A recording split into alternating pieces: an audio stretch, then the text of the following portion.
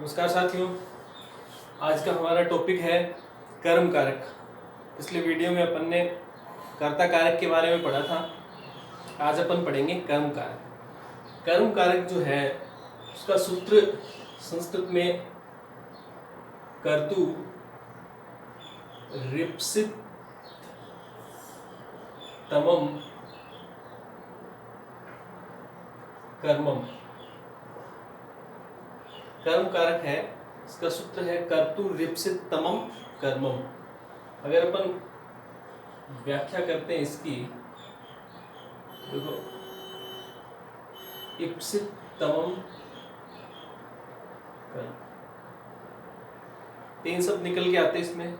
कर्तु मतलब कर्ता, इप्सित का मतलब होता है इच्छित, इप्सित का मतलब होता है इच्छित।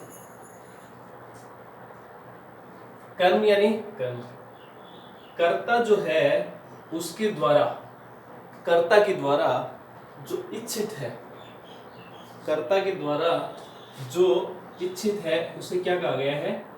कर्म कहा गया है। कर्ता के द्वारा जो इच्छित है, मतलब वाक्य के अंदर अपन जब पढ़ते हैं तो कर्ता जो है, साफ शब्दों में इसको अपन सरल शब्दों में ऐसे समझ सकते हैं कि कर्ता क्रिया के द्वारा जिसकी इच्छा करता है, सबसे अधिक जिसको चाहता है, जिसकी इच्छा करता है, वही कर्म कारक होता है। जैसे वाक्य है एक, राम है पाठम पठति, राम है पाठम पठति। इस वाक्य में देखो क्रिया क्या है? पठति।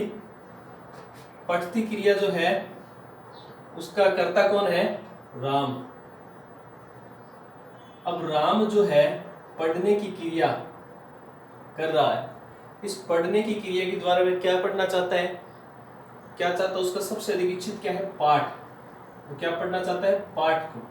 इसलिए पाठ शब्द जो है वो क्या हो गया? कर्म कारक हो गया। और जो कर्म कारक जो है उसमें कौन सी विभक्ति होती है? द्वितीय विभक्ति। कर्मणि द्वितीय सूत्र जो है वो क्या करता है? अनुक्त कर्म में द्वितीय विभक्ति करता है। दो तरह के कर्म होते हैं, एक तो अनुक्त कर्म और एक उक्त कर्म। उक्त कर्म कौन सा होता है? कर्मवाच्य में। और कर्तृवाच्य में कौन सा होता है? अनुक्त कर्म। कर्मवाच्य में कौन सा होता है? उक्त कर्म। उक्त कर्म में कौन सी विभक्ति होती है? प्रथमा। अनुक्त कर्म में कौन सी विभक्ति होती है? द्वितीय। वो वाच्य में पढ़ेंगे अपन, वाच्य के टॉपिक में।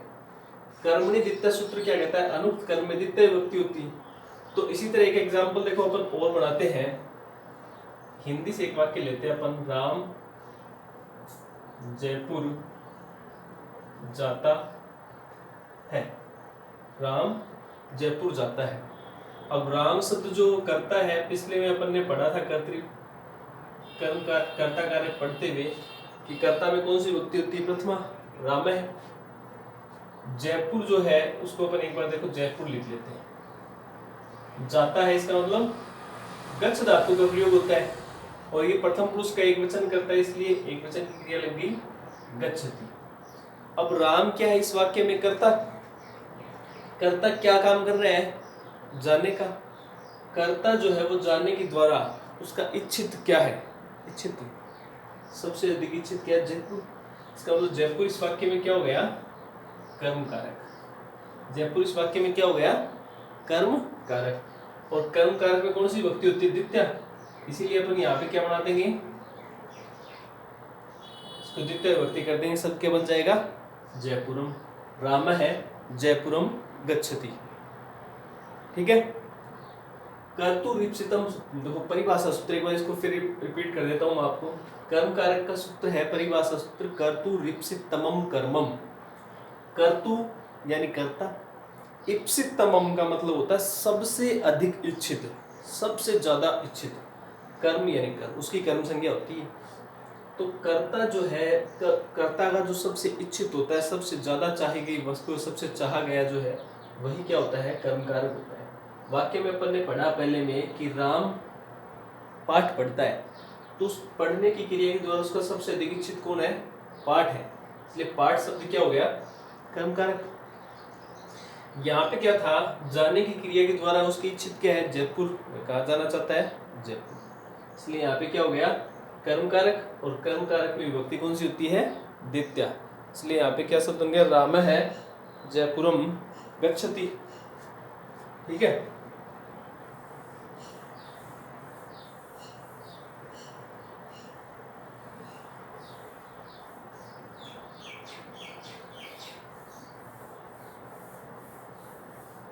दूसरा सूत्र देखो,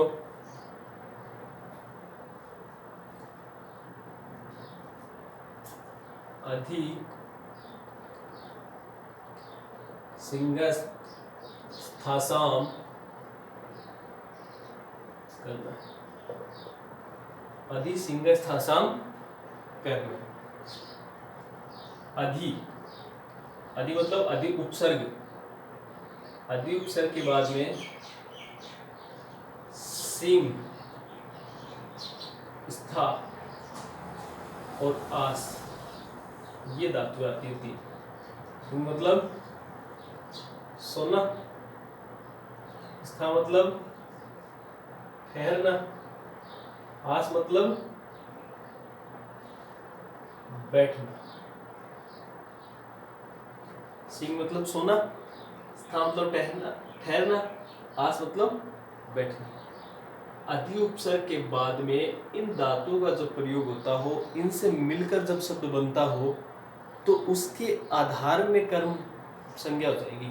आधार मतलब अगर अपन कर्तृक कारक के सामान्य नियमों से देखें तो आधारो अधिकरणम, आधार में अधिकरण कारक होता है, लेकिन ये कहता है कि इससे बने शब्द कैसे बनेंगे, देखो इससे अधि धातु रूप जोड़ने से शब्द बनता है अधिसेते, स्था से अधि तिष्ठति और आस्ते अध्यास्ते, क्या बनेगा, अध्यास्ते।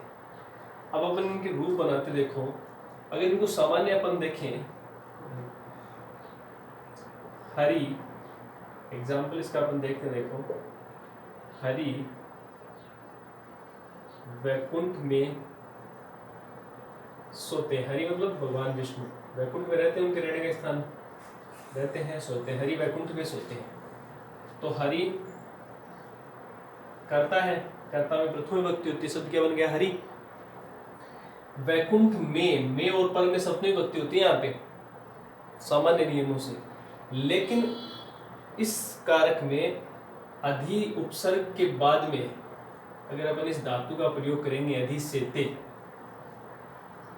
तो वहां पे इस वैकुंठ शब्द में सप्तमी ना होकर क्या हो जाएगी, द्वितीय हो जाएगी। शब्द क्या बन जाएगा, वैकुंठम, हरि वैकुंठम अधिसेते। से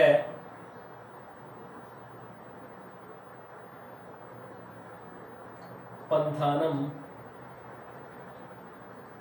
पंथानम अधि तिष्ठति,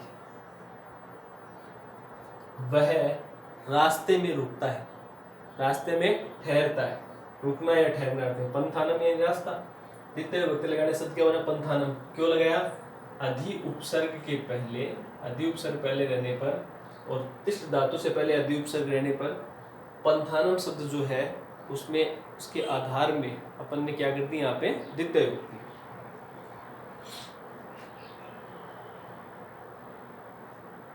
एक एग्जाम्पल और देखेंगे, देखो अपन, अध्यापक है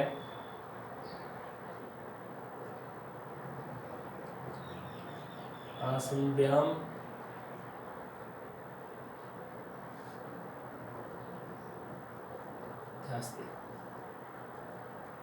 अध्यापक, आसंदी यानी कुर्सी, आसंदी यानी कुर्सी, अध्यापक कहाँ बैठता है, आसंदी, आसंदी यानी कुर्सी पे, अध्यापक कुर्सी पर बैठता है।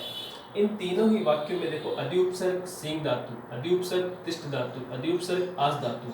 तो आपको याद क्या करना है, अधिसेते, अधितिष्ठति, अध्यास्ते, किसी भी वाक्य में इनके रूप बनते हैं तो वहां पे अधिकरण कारक की जगह क्या हो जाता है, कर्म कारक। सूत्र कौन सा करेगा, अधिसिंगस्थासाम कर्म। याद रखेंगे अपन, अधिसिंगस्थासाम कर्म क्या कहता है, अधि उपसर्ग के बाद में सिंग, स्था और आस धातु आने पर उसके आधार की कर्म संज्ञा हो जाती है, यानी कि वहां पे चिन्ह से अपन देखेंगे कारक चिन्ह के हिसाब से तो सप्तमी विभक्ति दिखती है, लेकिन इस कारण से वहां पे कौन सी विभक्ति हो जाती है, द्वितीय विभक्ति हो जाती है। ठीक है, अगला सूत्र देखो,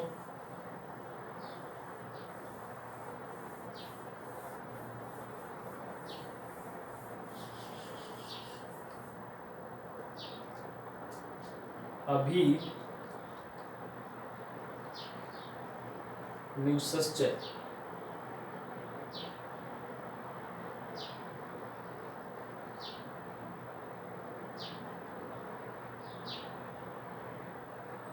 अभी निवसश्च,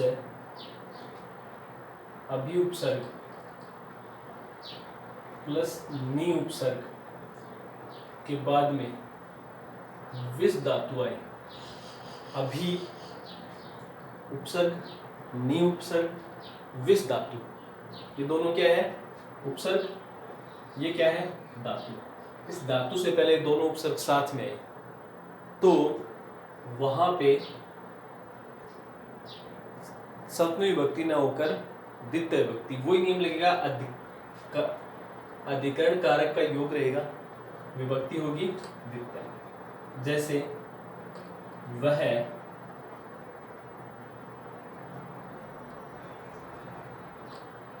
अच्छे मार्ग में चलता है, वह को क्या बोलते हैं, से। अच्छे मार्ग मतलब सन्मार्ग, एक बार इसमें विभक्ति लगाते अपन ऐसे लिख देते सन्मार्ग। अभी और नि उपसर्ग के बाद में विस धातु जब आती है, अभी नि, तीनों जुड़ जाएंगे, विस धातु जोड़ दें, अभी निवसते। एक इसका ये भी बनता है, अभी निवसः, अभी निवसते, से सन्मार्ग, वह अच्छे मार्ग का अनुसरण करता है, अच्छे मार्ग में चलता है। तो मार्ग में और पर में कौन सी विभक्ति होती है, अच्छे मार्ग पर चलता है या अच्छे मार्ग में चलता है। कर्ता ने कर्म को करण से संप्रदान के लिए अपादान से अलग होने अर्थ में संबंध काके की अधिकरण में पर, अधिकरण में पर, अधिकरण में कौन सा कारक होता है, अधिकरण में सप्तमी विभक्ति होती है, अधिकरण में, अधिकरण कारक में सप्तमी विभक्ति होती है। तो यहाँ पे अधिकरण कारक सप्तमी विभक्ति योग बनना, लेकिन इस धातु से पहले अगर ये दोनों उपसर्ग आएंगे तो वहां पे सप्तमी विभक्ति ना होकर के कौन सी विभक्ति हो जाएगी, द्वितीय विभक्ति हो जाएगी। और शब्द क्या बन जाएगा, स सन्मार्गम अभिनिवसते, स सन्मार्गम अभिनिवसते। ठीक है, अगला सूत्र देखो, ये दो सूत्र इसमें आता है ऐसा ही, परिभाषा सूत्र, पान बद्यांग वसे, चार उपसर्ग आएंगे, उप, अनु,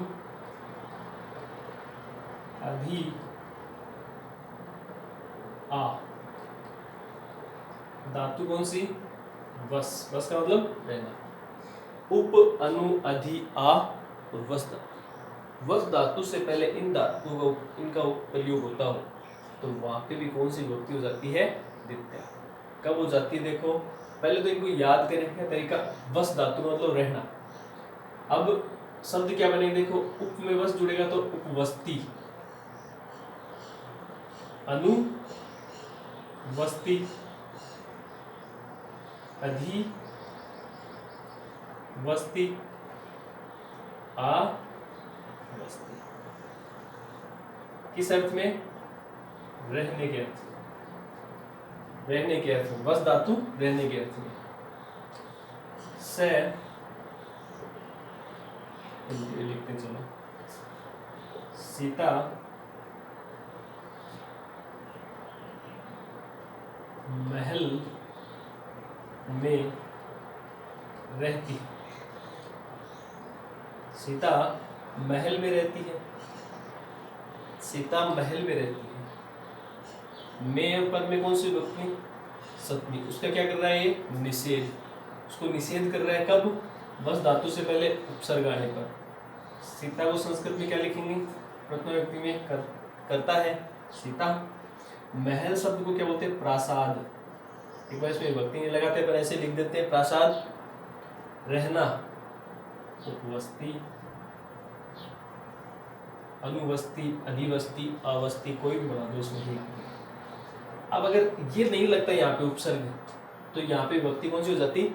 सप्तमी। और शब्द क्या बन जाता? सीता प्रासादे वस्ती।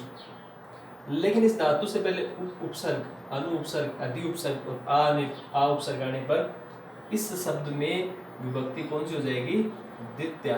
और द्वितीय विभक्ति होने पर शब्द क्या बन जाएगा? सीता प्रासादम उपवस्ती। वह महल, सीता महल में रहती है, सीता महल में रहती है। तो उपवस्ती जो शब्द देखो, इसका अर्थ रहना। एक उपवास शब्द भी होता है, उपवास। उपवास का मतलब व्रत करना। उस अर्थ में द्वितीय विभक्ति नहीं होगी। जैसे वह वन में उपवास करता है, वह वन में उपवास करता है। वह को क्या बोलेंगे? से। वन को एक बार इसमें विभक्ति नहीं लगाएंगे तो मन लिख देते हैं। उपवास करना, उपवस्ती बनेगा इसका शब्द। धातु रूप इसका वही चलेगा, उपवस्ती। लेकिन यहाँ पे कौन सी विभक्ति हो जाएगी? सप्तमी। से वने उपवस्ती, सीता प्रसादम उपवस्ती। देखो इसका मतलब वह महल में रहती। से वने उपवस्ती मतलब वह वन में क्या करता है? व्रत करता है, उपवास करता है। वह वन में क्या करता है? उपवास करता है। दोनों अर्थों में ध्यान रखने से पूछ लिया जाता है कई बार। से वने उपवस्ती, से वनम उपवस्ती, इस प्रकार से इसमें पूछ लेता है कि उपयुक्त में से सही वाक्य कौन सा है। से वने उपवस्ती ऐसे दे देगा 4 वाक्य अपने वो, 1 2, इस प्रकार से वनम उपवस्ती, से वनम उपवस्ती, उपयुक्त सर्वेषां।